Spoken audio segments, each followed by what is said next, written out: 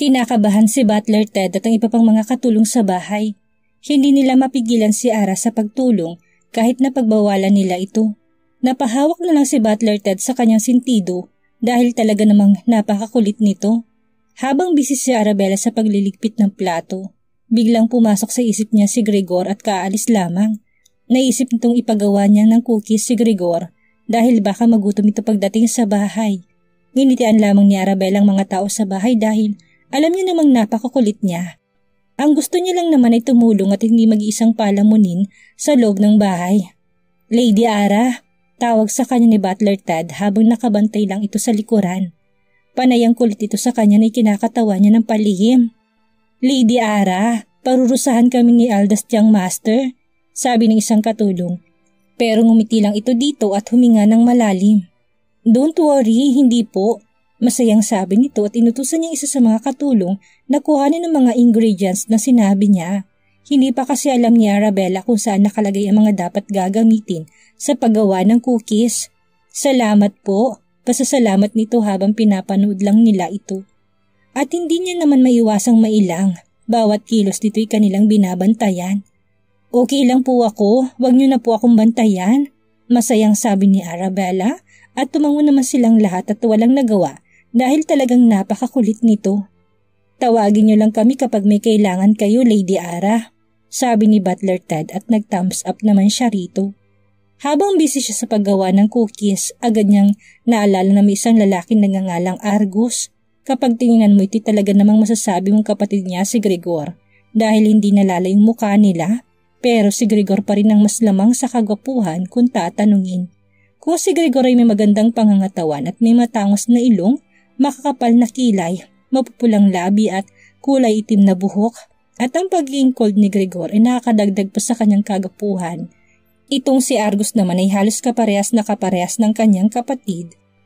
Ngunit ang buhok nito'y kulay dark blue kapag nasa araw at nagmumukhang itim sa dilim. Kung sino'y talagang mahuhulog dito hindi dahil sa kilalaang tumaro sa pinakamayaman, kung hindi dahil sa taglay nitong kagapuhan. Hindi niya maisip kung ano itsura ng mga magulang nito dahil sobrang gwapo ng dalawa.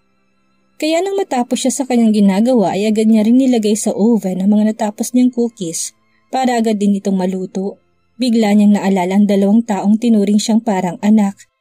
Hindi niya alam kung magkikita pa ba sila dahil umalis na siya sa bahay ampunan ng kanyang tinutuluyan dati dahil hindi niya rin inalisan talagang nagpapasalamat siya sa dalawa. Sa laki ng tulong nito sa kanya pati na rin sa bahay ampunan, isa lang ang nasa isip ni Arabella. Sana'y mapagbigyan siyang makita ulit ang dalawang taong tumulong sa kanya. Walang iba kung hindi si Vera at damo ng mga magulang na tatlong magkakapatid na si Gregor, Argus at Simon. Kahit alam ni Arabella na hindi pa sila magkikita ngayon, ay plano niya pa rin ipagtago ito na paboritong cookies dahil sa tuwing pupunta si Vera kasamang asawa niyang si Damon ay laging hanap nitong gawa niyang cookies at talagang nakasanayan niya na magtabi. Sa kabilang banda, 1 oras at kalahati pa lang ang lumipas na simulan nilang meeting. Naulit na naman ang mga kinatatakutan ng mga empleyado ni Gregor. Panay na naman patunog nito sa lamesa gamit ang mga daliri kaya naisip niya na hindi na naman satisfied si Gregor sa pinapakita ng nasa unahan. Ang bagong representative ay takot na takot habang dinidiscuss ang problemang nangyari habang wala si Gregor. Isang taong nakatayong hindi malayo sa kanya. Walang iba ko hindi si Frago na nakamasid sa mukha ng kanyang boss.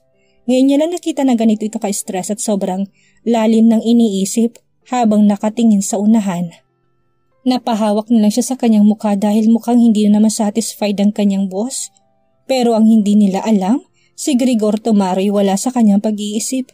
Simula pa lang na magsimula sila sa meeting. Kung hindi na kay Arabella ang isipan nito, hindi rin alam ni Gregor na ang daliri niya ay kusang gumagalaw para gumawa ng tunog sa napakatahimik na kwarto. Hindi man niya alam na natatakot niyang mga tao sa loob ng kwarto dahil sa inaasal niya. Habang siya naman ay panay ang isip sa napakagandang mukha ni Arabella at lalo na kapag ang dalagay nakangiti. Tila ba ayaw niya nang iwan ito't gustuhin na lamang niyang makita ang mga ngiti nito. Pero alam ni Gregor na hindi niya pa rin pwedeng iwanan ang kanyang responsibilidad bilang isang CEO ng Tomorrow Industry. Paniguradong nandyan ang kanyang ina na bubunganga sa kanya kahit na anong bait pa nito ay hindi siya makakalusot dito tulad ng ama niyang si Damon. Minsan iniisip niya na baka may sakit na rin sa pag-iisip ang kanyang ama dahil palagi itong binubungangaan ng kanyang ina. Naisip niya na ganun ba talaga kapag nag-asawa? Palaging makakarinig ng sermon o tanging ina niya lamang ang ganun? Pero natigilan ng lahat at mas lalong pinagpawisan ng mga nakaupo maliban kay Gregor na wala sa pag-iisip. Isang tunog ang kanilang narinig at alam nilang cellphone iyon. Kahit hindi kalakasan ang tunog nito, ay rinig na rinig pa rin sa loob ng kwarto. Dahil ni isa sa kanila ay walang nagtatangkang magsalita, bukod sa isang taong nasa unahan. Naging alarma si Frago at sumenya sa mga nakaupo na tignan ang kanilang cellphone. Nakahinga sila ng maluwag na malaman nilang hindi ito sa kanila. Halos sabay-sabay na palunok ang mga ito't napatingin sa unahan kung saan ang gagaling ang tunog. Hindi nila maisip kung sa kanilang CEO bang cellphone na yun. Dahil siya na lang naman ang hindi tumitingin sa sariling cellphone. Lubos pa rin ang pagtataka nila dahil lagi namang nakasilent ang cellphone nito. Kahit gaano pa kaimportante ay hindi niya sinasagot. Bagkus alam na ng taong tumatawag ang dahilan ng kanyang hindi pagsagot. Pwedeng ayaw nito una sa importanteng meeting ang kanilang boss. Lumapit na si Frago sa kanyang boss at iniisip dito na sana ay mali siya ng iniisip. Pero nang siya'y mapasilip sa ilalim ng desk ni Gregor ay hindi niya inakalang sa kanya nanggagaling ang tunog na umalingaw-ngaw sa tahimik na kwarto. Kahit natakot si Frago ay nagawa niya pa ring bulungan ng demonyong tulala sa kakaisip kay Arabella. Boss, yung cellphone niyo tumutunog. Bulong ni Frago.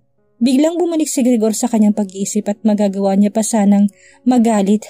Kaso tumatawag sa kanya ay ang babaeng kanina niya pa iniisip. Hanggang sa tuluyang sinagot ni Gregor ang tawag ng dalaga. Ngunit sumenya siya na walang magsasalita at nagawa lamang nilang tumango sa sobrang takot. Baka mapaiing na sila kung hindi sila susunod. Ang boses ni Arabella sa cellphone ay talaga namang napakaganda sa pandinig ni Gregor. Hindi niya na rin naisip na may ibang tao sa loob ng kwarto. Hindi man isa o dalawa, kung hindi marami sila. Pero hindi ito pinansin ng demonyo para sa kanyang anghel. Gregor, pagpasensyahan mo na ako, nakakaistorbo ba ako sa inyo? Tanong ni Arabella sa kanya habang tahimik ang buong kwarto. No, it's okay. Simpleng sagot nito at mga nasa loob ay tahimik na nakikinig sa kanilang boss. Hindi mawala sa kanilang isipan kung sinong kausap nito. Alam nilang special ang taong ito dahil hindi man lang ito nagalit nang ito ay tumawag. Bagkus isang mahinang boses ang pinakawala ng kanilang boss. Para mas lalo pa silang ma-curious. Kaya nang marinig ni Frago ang boses ng kanyang boss ay hindi na siya nagtaka. Dahil kahit alam niyang nakakagulat at panibago ito sa kanya ay wala siyang magawa. Dahil ang kanyang boss ay halatang in love kay Arabella. Kahit mismo si Frago hindi may pagkakaila na talagang napakaganda ni Arabella. Mukha talaga itong anghel, lalo na nang siya ay nalinisan. Hindi tulad nung makita niya itong bitbit ng kanyang boss. Habang puting bestida nito'y may bahid ng dugo. I'll wait for you, okay? Take care. Simpleng sabi ni Arabella at agad na pinatay ang tawag. Dahil nakaramdam na ito ng kahihiyan habang si Gregor naman ay gusto nang umiti sa kinauupuan pero hindi niya magawa. Ayaw nito makita siya ng ibang umingiti. Ang gusto niya lamang makita nito yung kanyang anghel na si Arabella. Boss, can I continue the meeting? Tanong ni Frago. Habang nakatingin sa kanya ang lahat, halos mapahawak ang mga ito sa kanilang sintidot kung may lamok man sa loob ng kwarto ay paniguradong napasukan ng kanilang nakakangangang bunganga. Pati na rin ang nagsasalita sa unahan ay gusto nang umiyak at bumagsak sa pagkakatayo ng dahil sa gulat. Let's start the meeting. Sad nito at pati si Frago ay muntik na mabitawan ng daladalang schedule ni Gregor sa pang-araw-araw. Dahil doon, ngayon na napagtanto ni Frago na akala niya hindi satisfied ang kanyang boss sa impormasyong nakuha nito sa problema ng kumpanya ni Gregor. Hindi pala yun ang rason dahil tulala pala ito simula pa lang nang uupo ito sa upuan at halos sumakit ang ulo ni Frago sa nangyayari. Samantalang si Gregor ay nasobrahan sa pag-iisip at akala nito ay ngayon pa lang sila magsisimula ng meeting. Kahit 2 oras na ngayon ang lumipas na magsimulang magsalita ang lalaki sa unahan. 2 oras na pong lumipas na magsimula ang meeting. Bulong ni Frago at hindi pinahalata ni Gregor na siya'y gulat na sinabi ng kanyang assistant secretary si Frago. You can give it to Frago, wala lang talaga ako sa pag-iisip ngayon. Cold na sabi ni Gregor at tuluyan na siyang tumayo para umuwi ng bahay at makita ang kanyang anghel. Katatapos lang ni Arabella ang gawin ng cookies ng kanyang ginawa At naisip niya si Gregor dahil nahihiyaman siyang tumawag dito, hindi niya pa rin maiwasan dahil gusto niya marinig ang boses nito kahit medyo matagal ang pagsagot sa kanya ni Gregor ay sulit naman. At narinig ni Arabella ang boses nito. Naisip nitong napakaganda pa rin ang boses nito kahit sa cellphone lamang. Hanggang sa naalala niya si Argus sa taga-tinawag si Butler Ted. Butler Ted, si Argus po nasaan? Tanong nito habang nakangiti at pinakita niyang napakaraming cookies na kanyang nagawa. Nasa office niya po, Lady Ara. Sagot ni Butler Ted sa kanya't dali-dali ring tinanong ni Arabella ang hilig itong inumin dahil balak niyang maghatid ng cookies. Mahilig siya sa kape at ituturo sana ni Butler Ted ang kape ni Argus ngunit hindi niya na naituloy dahil bigla siya nitong pinangunahan. Ako na pong bahala, sigurado po ako magugustuhan nito ni Argus. Sabi niya habang nakita nitong iba't ibang uri ng mga kape at gatas. Lady Ara, hindi po umiinom ng ibang kape sa kanyang master. Pagpapaliwanag ni Butler Ted at kinakabahan na rin ang ibang katulong sa ginagawa ni Arabella. Iniisip nila na pagagalitan din sila ng kanilang pangalawang boss sa bahay. Dahil sa ginagawa ng dalagat kahit na matigas ang ulo ni Arabella, ay malakas pa rin ang tiwala nito sa sarili na magugustuhan ni Argus ang kanyang ginawa. Tahimik na nagagawa si Argus sa kanyang opisina habang suot nitong kanyang salamin na pang anti-radiation. Para hindi maapektuhan na lalong kanyang mata, palagi pa naman siyang babat sa pagtatrabaho lalo na kung siya ay nasa kanyang trabaho. Nagulat na lang ito na mapatingin siya sa pintuan. Hindi niya inaasahan na isang taong papasok sa kanyang opisina. Walang iba ko hindi si Arabella. Napalunok na lamang siya sa takot na baka maabutan ito ng kanyang kapatid at mag-isip ng hindi maganda. Lalo nang kilala niya si Gregor na nagiging demonyo kapag may hindi siya gusto. At ayaw niya magalit sa kanyang kapatid. Iniisip pa lang ni Argus na mahihigitan siya ng kanyang kapatid na si Simon kay Gregor ay naiinis na ito. Kaya hanggat maaari ginagawa niya lahat para matalo si Simon. Naisip niya nga hamunin na naman siya nito kapag umuwi na ulit ito sa bahay. Hanggang sa hindi na namalay ni Argus sa harapan na niya ang kanyang future sister-in-law. At napansin niya mabangong amoy na nanggagaling sa kanyang lamesa kaya hindi nito maiwasang mapalunok. Dahil hindi nito nakakain ng ayos kanina nung sila'y kumakain ng sabay.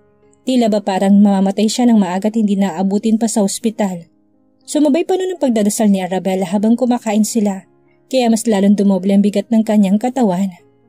Argus, gumawa ako ng cookies at saka napansin ko rin na mukhang hindi ka kumakain ng maayos kanina. Pasensya ka na. Hindi inaasahan ni Argus na marinig yun mula sa bibig ni Arabella at mas ikinagulat niya na tawagin siya nitong Argus. Napagtanto ni Argus na sobra pa siyang halata kanina para mapansin niyang hindi siya nakakain ng ayos lang dahil sa kanila. At saka nasabi ni Butler Ted na kapilang daw ang iniinom mo. Bakit hindi mo ito itry? Promise magugustuhan mo. Saad ni Arabella. At hindi alam ni Argus kung bakit dumiretso ang kanyang kamay sa basong tinutukoy ni Arabella. Thank you. May hinang sabi ni Argus at hindi nito magawang tingnan si Arabella. Natatakot siyang makita ito ng kanyang kapatid at patayin siya sa takot.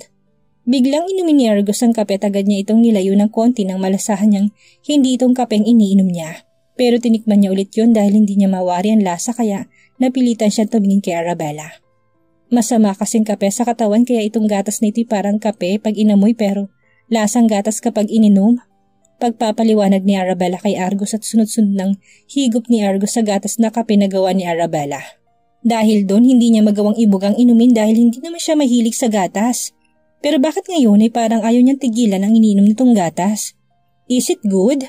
Tanong ni Arabella tumangulan si Argus na parang bata at hindi mawari ang saya dahil para sa kanya coffee is life.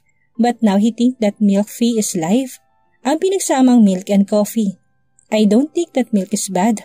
This is good, sister-in-law. Masayang sabi ni Argus hindi niya na namalayan na tinawag niyang sister-in-law si Arabella. Dahilan na namula ito na parang kamatis. I didn't mean it, sister. I mean Ara. Tarantang sabi ni Argus at muntik na niya na naman itong matawag. It's okay, it doesn't matter. Tugon ni Arabella kahit gusto niyang kiligin sa sinabi ni Argus.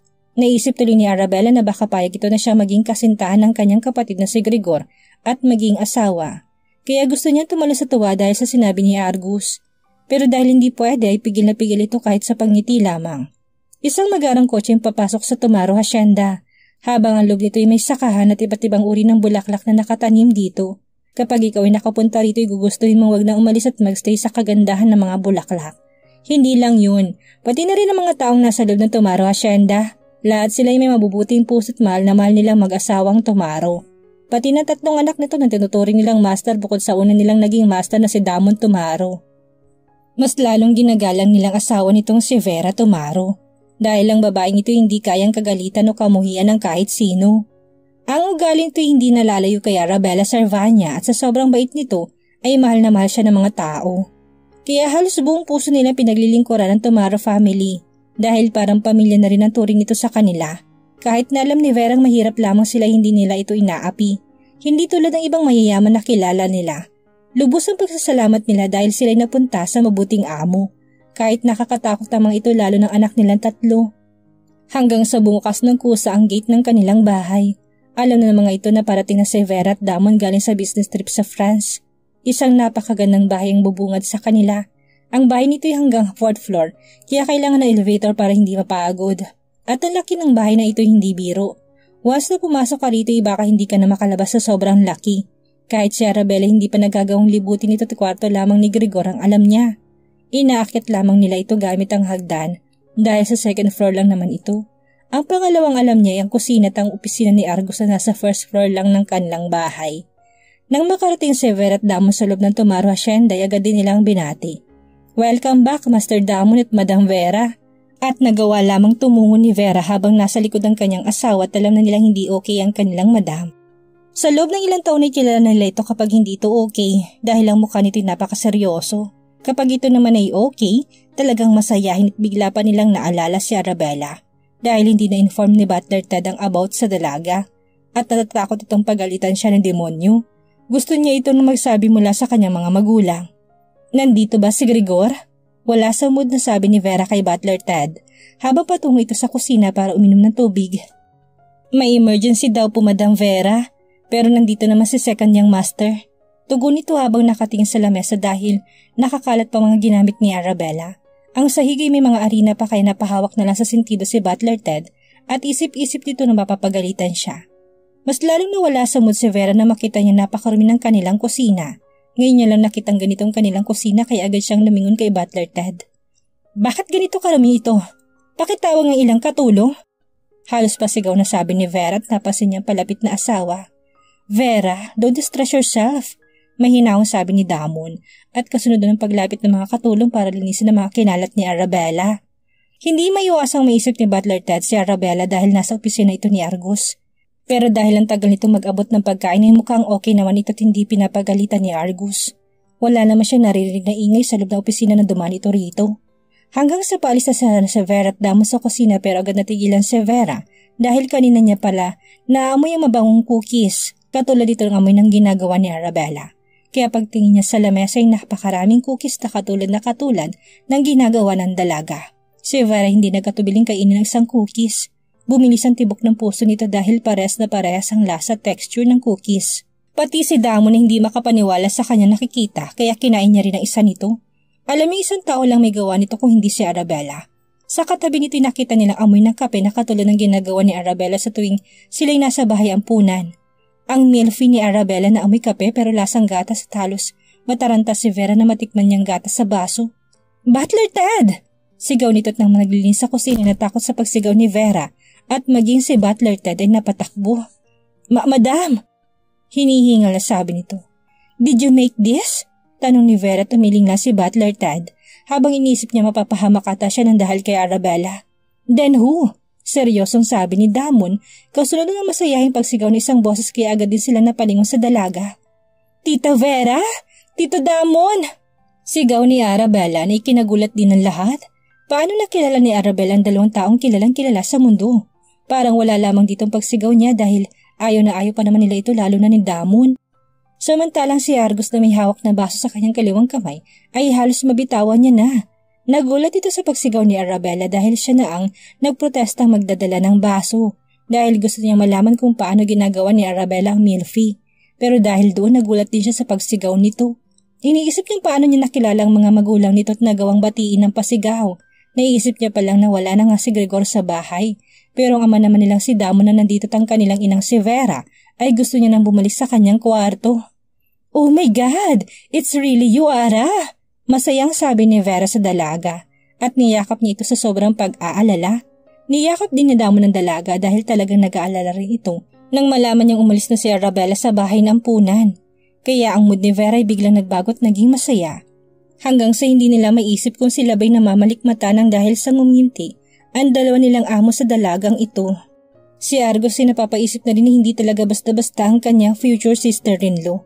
Kahit ngayon pa lang sila nagkikita ay parang mga magulang nito ay pabor na agad sa kanya. "Ara, come here!" Tawag ni Vera at hinila nitong dalaga pupunta sa kanilang sala para umupo. Hindi nga nagkamali si Vera at Damon ng cookies at milfy na nasa lamesa ay gawa ni Arabella. "Ara, hindi mo alam kung gaano kami nag-aalala sa'yo ni Tito Damon mo. Kaya nga nang malaman naming umalis kami agad sa business trip sa France." Malungkot na sabi ni Vera sa dalaga habang mukha nito'y gusto nang umiyak. Nang marinig yun ni Argos ay halos malaglag na talagang panga niya sa kakanganga. Kaya palang bilis nila ngayon, kinansela nilang importanteng meeting para kay Arabella. Isip ni Argos at halos mapakamot na siya sa ulo. Dahil hindi niya alam kung ano nga ba talaga ang nangyayari. Simula pa kahapon ang daling ni Gregor ang babae. "Pagpasensyahan niyo na po ako. Sadyang nahihiya na po ko sa kanila kaya umalis na ako." Malungkot na sabi ng dalaga. Ayaw na ayaw pa naman ni Vera makita ng ganitong itsura ni Arabella. Dahil ang mukha niyang anghel ay tila ba parang may sakit kung titignan. Kaya agad hinawakan ni Vera ang mukha ni Arabella at ngumiti. "Hindi ba't sabi ko sa'yo noon? Bakit hindi ka nalang sumama sa amin?" Sagot ni Vera tumangulang ang dalaga. Hanggang sa pumasok sa isipan ni Damon kung paano napunta si Arabella sa kanilang asyenda. "Ara, paano ka napunta sa asyenda?" Tanong ni Damon at ngayon lang din naisip ni Arabella na kung hindi siya nagkakamali ay mga magulang ito ni Gregor. "Tito Damon, Tita Vera, anak niyo po si Gregor?" Tanong ni Arabella at nagawa lamang nilang magtinginan dahil binanggit niyang anak nilang walang pakialam sa babae. "Oo, Ara, anong problema?" Tanong ni Vera pero ngumiti lang ang dalaga. "Siya po ang nagdala sa akin dito sa hasyenda. Niligtas niya po ko nung kinuha ako ng isang lalaki at dinala sa isang lugar kung saan maraming lalaki at sabi nila may utang daw po ito kaya hinuli." Pagpapaliwanag ni Arabella at napapikit na lang ang dalawang mag-asawa. Hindi nila inaasahang mapupunta ang dalaga sa base na kung saan hindi naman iniisip ni Vera na pwede yung mangyari. Hindi pa rin maalis sa isip ni Damon kung sino yun at gusto niyang malaman. Dahil ang utak ng kanilang anghel ay mababahiran pa ata ng kademonyuhan na ayaw nilang mangyari. Ang mukha ni Frago hindi na maipinta dahil sa dami na niyang dalang papel. Sumabay pang kanyang boss na hindi naman pala nakikinig sa meeting simula pa kanina. Agad niyang pinunasan ng kanyang pawis at bumalik sa lugar kung saan nandun ang kanyang boss. Tahimik ito naghihintay sa sakyan dahil gustong-gusto na talaga nitong umuwi. Habang wala namang magawa si Frago kung hindi ang sumunod. "Faster Frago, I want to go home." Mahinaw sabi ni Gregor habang nakatingin sa kanyang wallpaper. Dahil nung hawak ni Arabella ang kanyang cellphone ay hindi maiwasan ng dalagang mag-selfie. Kaya na makakita si Gregor na magandang kuha ng dalaga ay agad niya itong ginawang wallpaper at lock screen.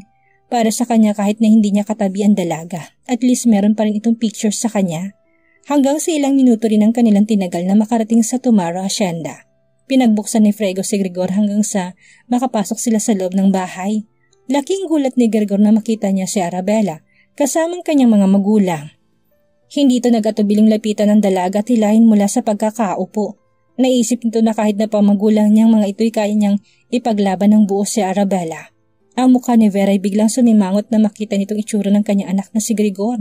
Parang pati siya gustong patay nito dahil sa paghahawak niya sa dalaga. Hindi naiwasan ni Vera tumayo sa pagkakaupo tampasin sa braso ang kanyang anak. "Dudukutin ko yung mata mo kung titingnan mo ko ng ganyan." Pasigaw na sabi nito at natatawa naman si Arabella habang pinagmamasdang maigi ang dalawa. Hindi ito alam ng taong tumutulong sa kanya yung mga magulang pala ni Gregor. "Ma'am, can you please stop it?" Inis na sabi ni Gregor sa kanyang ina, tinawat naman ito ni Damon. "Habang lumalaki kayo, tumitigas ang ulo nyo." Sigaw ni Vera, halos hindi maisip ni Gregor ang ibig sabihin ng kanyang ina. Pati na rin si Argos na nasa gilid habang umiinom ng milfy ay bigla natigilan. Alam nitong pati siya ay madadami sa galit ng kanilang ina. Dahan-dahan siyang tumayo at gusto niyang pupunta sa kanyang kwarto para magpahinga, ngunit hindi siya nakahakbang pa na bigla niyang marinig ang pangalan niya. "Isa ka pa, Argos! Mag-uusap tayo mamaya." Sigaw nito at napabugan na lamang siya ng hangin. Paniguradang sa sermon na naman siya nito dahil hindi niya nagawang pumasok ngayon. Paano nga naman siya makakapasok kung ang kanyang iniidolong kapatid ay may mga pagbabago sa kanyang buhay at ayaw niya itong palagpasin habang naiisip ito si Simon. Paniguradong hindi niya pa alam about sa kapatid nila. Hindi maipintang sa'yo ni Argus dahil ngayon ay siyang panalo dahil mas may alam siya ngayon kaysa kay Simon. Gregor, don't tell me, Ara is your girlfriend? Tanong ni Damon sa anak at tumingin lang naman si Gregor kay Arabella. Nope, but I'm still courting her. Proud na sabi ni Gregor at tawang-tawa naman si Vera nang marinig niyang sinabi ni Gregor. Hindi niya akalain ng kanyang anak na walang hilig sa babae. Biglang naihipan ng hangin at naisipang manligaw. She's the girl that we're talking about in the orphanage. Kwento ni Vera sa mga naririto sa loob ng bahay. Ang mga nakarinig sa sinabi nito ay napagtantong hindi talaga basta si Arabella. Halos araw-araw nilang naririnig ang babaeng tinutukoy ni Vera sa bahay ampunan. Kung gaano ito kabait at ngayon ay mukhang naniniwala sila. Dahil nung unang dalhin ni Gregor ito sa bahay ay tila ba may kakaiba na sa dalaga. Biglang napaisip si Gregor sa sinabi ng kanyang ina. Hindi niya akalain na itong babaeng tinutukoy niya halos sa pang-araw-araw. At hindi nila maiwasang mabingi kakabanggit sa isang babaeng sa bahay ampunan ng kanilang pinupuntahan tuwing linggo. Kaya naisip ni Gregor kahit na palagi itong sinasabi ng kanyang ina hindi siya interesado. Pero hindi niya naman alam na si Arabella palang tinutukoy nito at kung alam niya man, baka siya na mismo pumunta sa bahay ampunan para lagi itong bisitahin. Mom, let me talk to Ara. Seryosong saad ni Gregor. At tumangulang naman ang kanyang ina. Bago sila umakyat sa kwarto ni Gregor at may inutos ito kay Butler Ted na iakyat sa taas kasunod nila. Ang ginawa niyang cookies kanina ay gusto niyang ipatikim kay Gregor, pati na rin ang milfy nito. Nagdadasal siya na sana'y magustuhan ni Gregor ang kanyang ginawa para sa kanya. I don't know that you know my mom and dad. Saad ni Gregor at kasunod ng pagbukas ng pinto. Lady Ara, tawag ni Butler Ted sa kanya at tumalis din naman ito kaagad. Hindi ko rin naman alam na anak kanila. Pagpapaliwanag ni Arabella at hinila niya ito't itinulak sa kama para mapaupo. Ipapatikim ko pala itong cookies na ginawa ko kanina para sa'yo. Nahihiyang sabi ni Arabella at tumingin naman dito si Gregor na may pagkagulat. Bakit naman siya nito pinagawa ng cookies? This is for me? Hindi makapaniwalang sabi ni Gregor at tumangula ang mga dalaga. Habang hinihintay niyang kainin ni Gregor ang cookies pati ang ginawa nitong milfy, walang masabi si Gregor dahil ang cookies ng kanya nakain ay napakasarap. Kahit itong unang beses niyang kumain ng cookies, wala naman siyang hilig kumain ng ganito at naisip niyang hindi naman masama ang lasa talagang masarap. Baka dahil ang taong gusto niyang gumawa kaya masarap, pati na rin ang ginawa nitong milfy talagang nagustuhan ni Gregor. It's good. And I thought it's coffee, but it's not. Nakangiti si Gregor sa dalaga at pinagmasdan lang ito ni Arabella habang pinapanood itong kumain. Naisip ni Arabella na gumawa ulit ng cookies kapag hindi na siya busy sa pagtulong sa hasyenda. Planong itong damihan para mabigyan niya rin ang iba. Ano nga kaya magiging papel ni Arabella sa buhay ng pamilyang Tumaro? Siya ba ang magdadala ng katiwasayan sa pamilya at magpapabago sa ugali ni Gregor? Yan ang ating aalamin sa susunod nating kabanata.